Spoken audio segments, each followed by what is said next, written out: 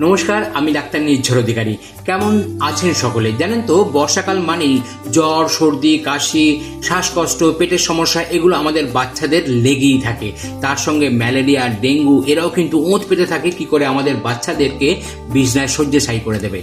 কিন্তু কয়েকটা বিষয় যদি আমরা সতর্ক থাকতে পারি তাহলে কিন্তু আমাদের বাচ্চাদেরকে আমরা সুস্থ রাখতে পারি।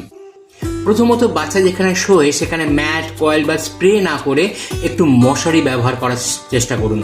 বাড়ির চারপাশগুলো জল জমছে কিনা সেগুলো একটু খেয়াল রাখুন।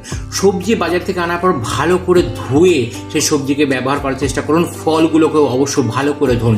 আর এই কয়েকটা মাস যদি জল ফুটিয়ে খাওয়াতে পারেন বাচ্চাদের তাহলে কিন্তু খুব মঙ্গল। বৃষ্টির মধ্যে, জলের মধ্যে বাচ্চাকে এক্সপোজ কম করুন। মনে রাখবেন, একদিন বা দুদিন স্কুল কামাই হলে সেটার থেকেও বাচ্চা সুস্থ থাকা বেশি গুরুত্বপূর্ণ। ভালো থাকুন, সুস্থ থাকুন। নমস্কার।